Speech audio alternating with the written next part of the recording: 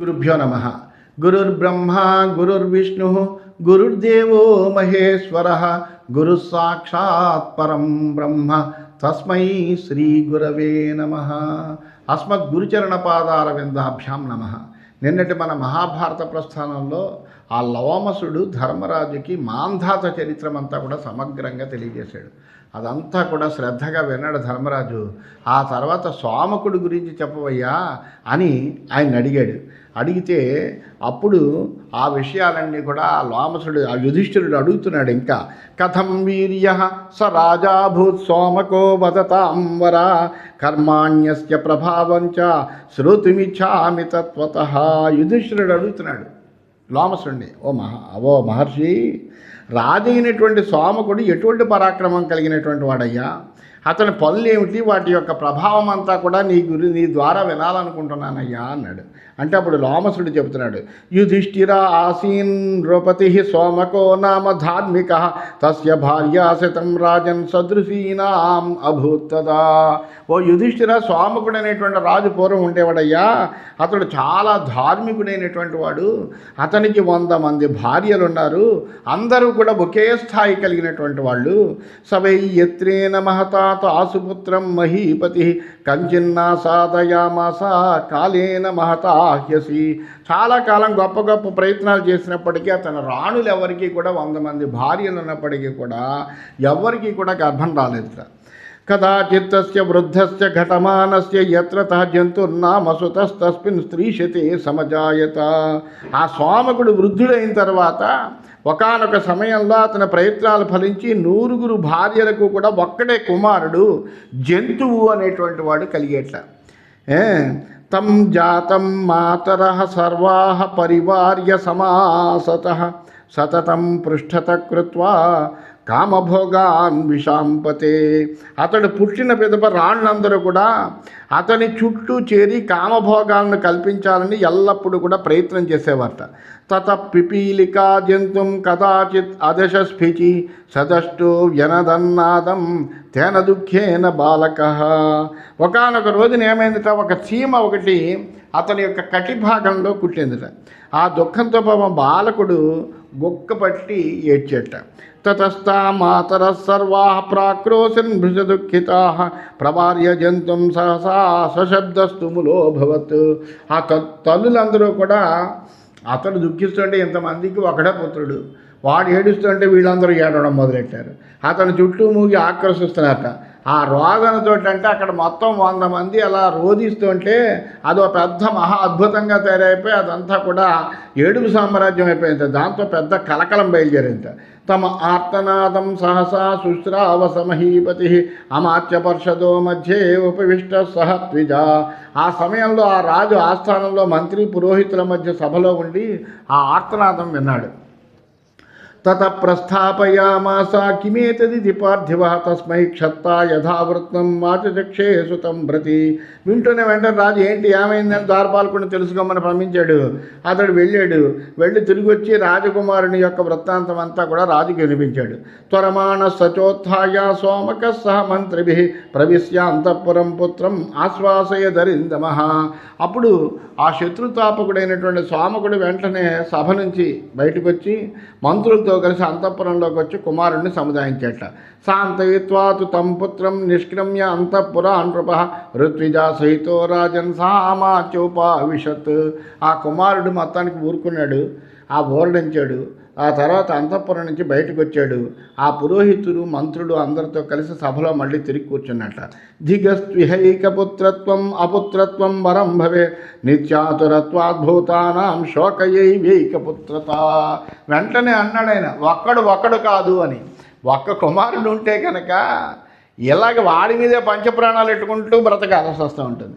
అందువల్ల ఈ ప్రపంచంలో ఒక్క కుమారుడు ఉండడం అనేటువంటిది ఏమి ఎంత మాత్రమూ తగినటువంటిది కాదయ్యా. ఇంతకన్నా పుత్రులు లేకపోవడమే మంచిది. ఎందుకంటే నిరంతరము భయమే, వీడికి ఏమవుతుందో, వీడు జాగ్రత్తగా పెరుగుతాడా, వీడికి ఏ చిన్న అనారోగ్యం చేసినప్పటికీ కూడా ఆతృత కలిగి భయము ఉద్వేగము కలుగుతూ ఉంటాయి. అందువలన ఇంతకన్నా పుత్రులు లేకపోవడమే మంచిది. ప్రాణులకు ఒకే కుమారుడు ఉండడం నిత్యము భయాన్ని దుఃఖాన్ని కలిగిస్తుంది అని అప్పుడు సోమకుడు చెప్పాడు. అందుకనే ఇప్పుడు ఉండేటువంటి జనులకి ఇటువంటి వృత్తాలు ఎందుకు వినిపించడం అంటే ఇప్పుడు జనాలందరూ కూడా ఒక్కడినే ఖండం మొదలెట్టారు. అంతేకాని మనం ఇవాళ ఒక్క సంతానాన్నే కనుగూరుకుంటున్నాం, బాగానే ఉంది. మీరందరూ 4, 5, 6, 7, 10 మంది ఉన్నటువంటి కుటుంబాల నుంచి వచ్చారు. వచ్చి మీ యొక్క బాధలు కానీ, మీ యొక్క సుఖాలు కానీ, మీ యొక్క ఆనందాలు కానీ పంచుకోవడానికి మీకు తోబుట్టువులు అందరూ ఉన్నారు. మరి నీ కొడుక్కి ఎవ్వరినీ లేకుండా చేసేటువంటి అటువంటి అధికారాన్ని నీకు ఎవరిచ్చారు? వాడికి కూడా ఇంకోళ్ళు వాడి యొక్క కష్టాన్ని సుఖాన్ని పంచుకోవడానికి ఒక తోబుట్టు అనేటువంటి వాళ్ళు ఉండాలి కదా. ఆ మాత్రం ఇంగిత జ్ఞానం వాళ్ళు లేకుండా ఎలా ప్రవర్తిస్తున్నారు? మనం ఎలా పెరిగాం అలాగే వాళ్ళు పెరుగుతారు అనే ఆలోచన ఉండాలి. అందువల్ల ఒక్క సంతానాన్ని ఖండం అనేటువంటిది చూసారా, చాలా చాలా చాలా తప్పుడు విధానము. దానికి మనకు భారతమే నిదర్శనము. ఇదం భార్యాశతం బ్రహ్మన్ పరీక్ష సదృశం ప్రభో పుత్రార్థినామయా బోఢం నతాసాం విద్యతే ప్రజ. నేను బాగా ఆలోచించి పుత్రార్థిని 100 భార్యలను వివాహం చేసుకున్నాను, కానీ వాళ్ళకి సంతానం కలగలేదు. ఏకః కథంచిదుత్పన్న పుత్రో జంతురయం మమ యతమానాసు సర్వాసు కింతు దుఃఖవత పరం. నా రాళ్ళందరూ సంతానం కోసం ఎదురుసీల్లే ఉన్నారు, అయినా వాళ్ళకి ఎలాగో అలాగో ఒక్క కుమారుడు పుట్టాడు. ఇంతకన్నా లోకంలో ప్రాణులకు దుఃఖమైనటువంటిది ఏం లేదయ్యా. వయశ్చ సమతీతం మే సభార్యస్య ద్విజోత్తమ ఆసాం ప్రాణ సమాయత్త మమ చాత్రైక పుత్రకే. నాకు నా రాణులకి కూడా యవ్వనమంతా గడిచిపోయింది. మా ప్రాణాలు ఈ ఒకే ఒక్క కుమారుడి మీద లగ్నమై ఉన్నాయి. స్యాత్తు కర్మ తథాయుక్తం ఏన పుత్రశతం భవేత్ మహతా లఘునా వాపి కర్మణ దుష్కరేణ వా. 100 కుమారు కలిగినట్లుగా ఆదేశించండి, అది గొప్పదైనా చిన్నదైనా అసాధ్యమైనా దాన్ని నేను ఆచరిస్తాను. అందువలన అటువంటిది ఏదైనా మీరు చెప్పండి అయ్యా అని అక్కడ ఉండేటువంటి ఋత్విక్కుల్ని వాళ్ళందరినీ కూడా ప్రార్థిస్తే అందులో ఉండేటువంటి ఋత్విక్కులు ఒక పురోహితుడు చెప్పేట, అస్తి చైతా దృశం కర్మ ఏన పుత్రశతం భవేత్ యది శక్నోషి తత్కర్తుం మధవక్ష్యామి సోమక. 100 పుత్రులను పొందగలిగేటువంటి ఒక యజ్ఞం ఉన్నదయ్యా, అది నీకు కనుక ఇష్టమైతే దాన్ని నేను వివరించి చెబుతాను అన్నాడు. అంటే సోమకుడు చెబుతున్నాడు, కార్యం వా యది వా కార్యం ఏన పుత్రశతం భవేత్ కృతమేవేతి తద్విద్ధి భగవాన్ ప్రబ్రవీతుమే. వెంటనే చెప్పాడు, ఇది చెయ్యదగిందా చెయ్యదగందా అనేటువంటిది వద్దు. అసలు 100 పుత్రులు కలుగుతారు అంటే మటుగా దాన్ని ఏదైనా కానీ నేను ఆచరిస్తాను చెప్పవయ్యా అన్నాడు. అంటే అప్పుడు ఆ ఋత్విక్ చెప్తున్నాడు, యజస్వ జంతునా రాజన్ త్వమ్మయా వితతే క్రతౌ తతపుత్రశతం శ్రీమద్భవిష్యత్యతిరేణతే. ఓ రాజా, ఈ నీ పుత్రుడు పుట్టాడు కదా, ఈ జంతునితో యాగం చెయ్యి, నేను క్రతువు ప్రారంభిస్తాను. అందు పశువు ఈ జంతుడే, దీనివల్ల నీకు 100 మంది కుమారులు పుడతారు అన్నాడు. అంటే ఏంటి, ఈ కుమారుణ్ణి ఇప్పుడు ఈ బలి ఇవ్వాలి అంటే ఇతడే పశువు, యజ్ఞ పశువు, అందువలన అలాగే ఈ జంతుడితో నువ్వు యాగం చేయవయ్యా అన్నాడు. అనేటప్పటికీ అంటే ఏంటి, ఆ బ్రాహ్మణుడు చెప్పాడు ఏంటి, ఈ కుమారుణ్ణి యజ్ఞ పశువుగా చేయాలి అని చెప్పేటప్పటికీ అప్పుడు వపాయాం హూయమానాయాం ధూమమాఘ్రాయమాతర తతస్థా సుమహావీర్యాన్ జనయిష్యంతి తే సుతాన్. యజ్ఞ సమయంలో ఈ జంతువుని చంపి అతని శరీరంలో వపని కనుక హోమం చేస్తే ఆ పొగను ఆఘ్రాణించిన రాణులందరూ కూడా గర్భవతులై పరాక్రమవంతులైనటువంటి కుమారులను కంటారు అని చెప్పాడు. ఇది ఎంత కష్టం.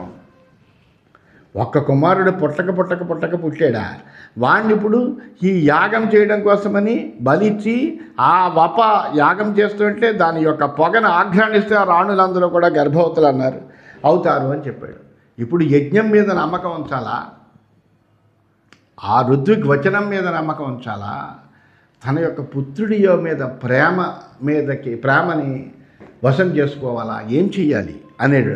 తస్యామేవతు తే జంతు భవితా పునరాత్మజ ఉత్తరే చాస్య సౌవర్ణం లక్ష్మ పార్శ్వే భవిష్యతి. మళ్ళీ ఈ జంతువు కూడా ఆమెకే కుమారుడిగా పుడతాడు, అతని ఎడమ ప్రక్కన బంగారు రంగు మచ్చ ఉంటుంది అని ఆయన చెప్పేట. ఇది శ్రీమన్మహాభారతే వనపర్వణి తీర్థయాత్రా పర్వణి లోమస తీర్థయాత్రాయాం జంతు ఉపాఖ్యానే 720-శతమోధ్యాయ. ఈ విధంగా శ్రీమన్మహాభారతంలో వనపర్వంలో తీర్థయాత్రా పర్వం అనే ఉపపర్వంలో జంతుపాఖ్యానం అనేటువంటి 127 అధ్యాయమైంది.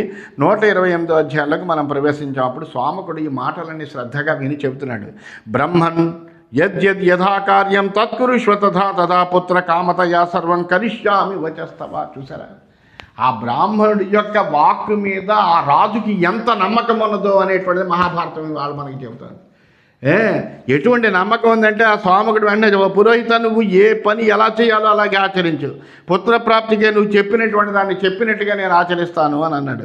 అనేటికి తతస్స యాజయామాస సోమకం తేన జంతునా మాతరస్తు బలాత్పుత్రం అపాకర్షు కృపాన్వితా ఆహతాస్మీతి వాసంచ తీవ్రశోక సమాహితా హృదంచ కరుణం వాపి గృహీత్వా దక్షిణే కరే సవ్యే పాణౌ గృహీత్వా తు యాజకోపి స్మకర్షతి కురరీణామివార్తానాం సమాకృష్యతు తం సుతం విశస్యతైనం విధివత్ స్వపామస్య జుహావసః పపాయాం హూయమానాయాం గంధమాఘ్రాయ మాతరః ఆర్తానిపేతు సహసా పృథివ్యాం కురు నందన సర్వాస్త గర్భానలభంస్తతస్తాః పరమాంగనాః. లోమసుడు చెబుతున్నాడు. అప్పుడు ఆ పురోహితుడు స్వాముఖం చేత వెంటనే ఇటువంటి యజ్ఞం చేయించాడు.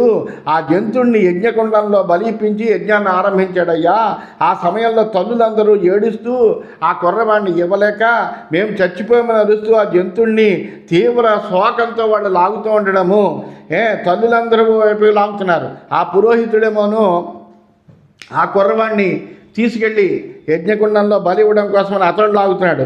ఈ విధంగా వాళ్ళకి ఎలా అయినా ఒక విధమైనటువంటి భీకరమైనటువంటి బాధతో కూడినటువంటి పొట్లాట జరిగింది. అయినప్పటికీ కూడా వాళ్ళు అరుస్తూ ఉండగా తమ కుమారుని పట్ల లాగుతూ ఉండగా పురోహితులు బలవంతంగా బాలకుడిని పట్టి లాగి శాస్త్ర ప్రకారంగా అతను ఆ వపను హోమం చేసేట. ఆ గంధాన్ని వాసన చూసినటువంటి తల్లులందరూ కూడా భూమి మీద దీనురాళ్ళ పడిపోయారట. ఆ వాసన పీల్చడంతో వాళ్ళందరూ కూడా గర్భవతులయ్యారు. అంటే ఆ మహర్షి ఏదైతే చెప్పాడో అది సత్యమైంది. తతో దశసు మాసేషు సోమకస్య విశాంపతే జజ్ఞే పుత్రశతం పూర్ణం తాసుప సర్వాసు భారత. ఆ తర్వాత 10 నెలల్లో వాళ్ళందరూ కూడా పుత్రులను కన్నారు. 100 మంది పుత్రులు పుట్టారట. జంతుర్జ్యేష్ఠ సమభవత్ జనిత్ర్యామేవ పార్థివ సతాసాం ఇష్టయేవాసి నతథా తే నిజాసుతాః. ఆ జంతుడు మళ్ళీ పూర్వం ఏ తల్లి ఎందైతే పుట్టాడో ఆ తల్లి ఎందే జ్యేష్ఠుడిగా పుట్టాడు. అందరు రాళ్ళకు కూడా తమ పుత్రుల కంటే అతడే ప్రీతిపాత్రుడయ్యాడు. ఎందుకంటే అతడి వల్లనే కదా ఇటువంటి సంతానం అంతా కలిగింది. అందుకని తచ్చ లక్షణమస్యాసి సౌవర్ణం పార్శ్వపుత్రే తస్మిన్ పుత్ర శతే చాగ్ర సభవ గుణైరపి. అతడి కుడివైపున బంగారు రంగు మచ్చుంది. ఆ 100 మందిలో కూడా అతడు చాలా గుణవంతుడయ్యాడు. అలాగా అయ్యేటవాడు. తతస్స లోకం అగమత్తు సోమకస్య గురుపరం అధకాలే వ్యతీతేతు సోమకోప్యగమత్పరం అధతం నరకే ఘోరే పశ్యమానం దదర్శస తమపృచ్ఛత్ కిమర్థం త్వం నరకే పశ్యసే ద్విజా.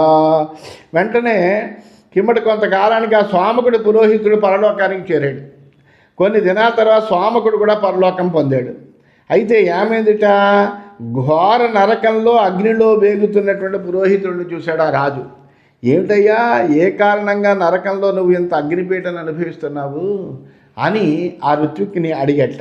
అడిగితే అతడు చెప్తాడు, తమబ్రవీద్ గురుశోధా పత్యమానో అగ్నినాభృతం త్వమ్మయా యాజితో రాజన్ తస్యేత కర్మణ ఫలం ఏతచ్చుత్వా స రాజర్షి ధర్మరాజమదాబ్రవీత్ అహమత్ర ప్రవేక్షామి ముచ్యతాం మమ యాజకః మత్కృతే హి మహాభాగ పచ్యతే నరకాగ్నినా సోహమాత్మానం ఆధాస్యే నరకాన్ ముచ్యతాం గురు. నరకాగ్నిలో వేగిపోయేటువంటి పురోహితుడు రాజుతో చెప్పాడు, నేను నీ చేత ఒక యజ్ఞం చేయించానయ్యా, అందులో ఈ కుమారుణ్ణి అందులో బలిగా ఇప్పించాను, దాని ఫలితం నేను ఇప్పుడు అనుభవిస్తున్నానయ్యా, అంతకంటే ఏం లేదు అని చెప్పాడు. ఇది వినేటప్పటికీ ఆ స్వామకుడికి చాలా బాధ కలిగింది. అయ్యో, నా కోసం కదా వాడు యజ్ఞం చేయించాడు, చేస్తే దీని యొక్క దుష్ట ఫలాన్ని అంతటినీ కూడా వాడు పొందుతున్నాడు పాపము అని. అంటే ఏంటి, ఏదైనా ఒక క్రతువులో మనం ఒక పురోహితుని ఒక బ్రహ్మని మనం పెట్టుకుంటే కనుక ఆ బ్రహ్మ ఏ విధమైనటువంటి మంత్రలోపం చేసినా తంత్రలోపం చేసినా లేకపోతే ఏదైనా జరిగినా దానికి తగినటువంటి ప్రాయశ్చిత్తం అతను చేసుకోకపోతే అతనికి కూడా ఇబ్బంది కలుగుతుంది. అందుకని ఎప్పుడూ కూడా బ్రహ్మ మీద విశ్వాసంతో మనం ఉంటే చాలు, ఆ బ్రహ్మ చేయించినటువంటిది తప్పనిసరిగా సత్ఫలితాన్నే మనకి ఇస్తుంది అని అప్పుడు వెంటనే యమధర్మరాజుతో అన్నట్ట, నేను నరకాగ్నిలో ప్రవేశిస్తానయ్యా, నా పురోహితుని విడిచిపెట్టండి, నా కారణంగా ఆయన నరకాగ్నిలో వేగుతున్నాడు, నన్ను నరకంలో నేను ప్రవేశపెట్టుకుంటాను, ఇతన్ని విడిచిపెట్టండి అని అడిగేట. అడిగితే అప్పుడు యమధర్మరాజు చెప్తున్నాడు, నాణ్యకర్తు ఫలం రాజన్ ఉపభుక్తే కదాచన ఇమాని తవ దృశ్యంతే ఫలాన్ని వదతాంబరా. బాగుందయ్యా, నువ్వు చెప్పింది చాలా బాగుంది, కానీ ఎవడైతే కర్మలు ఆచరించాడో ఆ కర్మల యొక్క ఫలాన్ని వాడే అనుభవించాలి. అంటే కర్తయే అతడు చేసిన కర్మలకు ఫలాన్ని అనుభవించాలి, అతను బదులుగా ఇతరులు అనుభవించడానికి వీల్లేదయ్యా. నువ్వు నీ పుణ్యకర్మల ఫలంగా పుణ్యాన్ని పొంది ప్రత్యేకంగా చూడగలుగుతున్నావు అంతే అని చెప్పాడు. అంటే స్వామి కూడా చెబుతున్నాడు, పుణ్యాన్న కామయే లోకాన్ ఋతేహం బ్రహ్మబాధినం ఇచ్చామ్యహమనేనైవ సహ వస్తుం సురాలయే నరకే వా ధర్మరాజా కర్మణాస్య సమూహ్యం పుణ్యాపుణ్య ఫలం దేవా సమమస్వావయోరిదం. అప్పుడు స్వామి కూడా చెప్పాడు, నేను నా పురోహితుడిని విడిచి నేను పుణ్యలోకాలకి వెళ్ళలేనయ్యా, నేను ఇతరులతో కలిసే స్వర్గంలో కానీ నరకంలో కానీ ఉండాలనుకుంటున్నాను. ఈ నా పుణ్యకర్మల్లో మా ఇద్దరికీ సమానంగా ఫలం ఉంది, కావున పాపపుణ్యాల ఫలం సమానంగా మేము అనుభవించాలని నా అభిప్రాయం చెప్పాడు.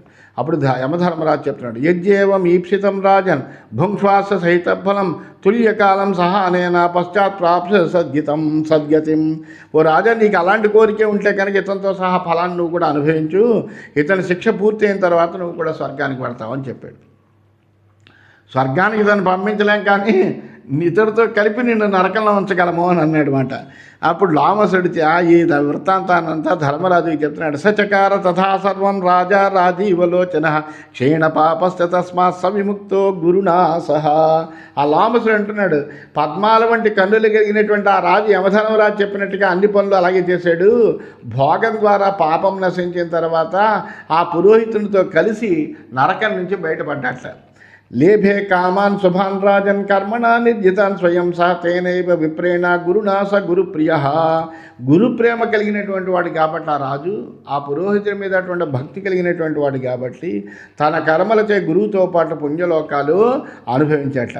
ఏష తస్యాశ్రమ పుణ్య ఏషో అగ్రే విరాజతే క్షాంత ఉష్యాత్ర షడ్రాత్రం ప్రాప్నోతి సుగతం నరః. ఎదురుగా కనిపిస్తోంది చూసావా, ఇదే ఆయన యొక్క ఆశ్రమం అయ్యా. పవిత్రమైనటువంటి ఈ ఆశ్రమంలో క్షమాశీలుడే 6 రాత్రులు కనుక ఇక్కడ ఉపవాసం చేస్తే ఆ మనుషుడికి సద్గతులు కలుగుతాయి.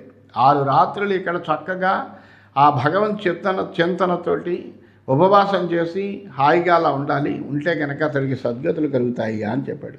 ఏ తస్మిన్నపి రాజేంద్ర వశ్యామో విగత జ్వరా షడ్రాత్రం నీతాత్మా సజ్జీభవ కురుద్వహ. ఓ రాజా, మనమందరం కూడా ఇంద్రియ సంయమనంతో నిశ్చింతగా ఇక్కడ 6 రోజులు ఉందాం, ఉపవాసం చేద్దాం, మీరందరూ కూడా దానికి సిద్ధం కండి అని లోమసుడు ధర్మరాజుతో చెప్పాడు. అందరం కలిసి ఇక్కడే 6 రోజులు ఉందాము, ఉపవాసం చేద్దాము అని. ఆ విధంగా ఇది శ్రీమన్ మహాభారతే వనపర్వణి తీర్థయాత్రా పర్వణి లోమస తీర్థయాత్రాయాం జంతూపాఖ్యానే 28+100 ఈ విధంగా శ్రీమన్ మహాభారతంలో వనపర్వములో తీర్థయాత్రా పర్వం అనేటువంటి ఉపపర్వంలో లోమస తీర్థయాత్రలో జంతూపాఖ్యానం అనేటువంటి 128వ అధ్యాయం పూర్తయింది. 129వ అధ్యాయంలోకి మనం ప్రవేశిస్తున్నామని చెబుతూ స్వస్తి.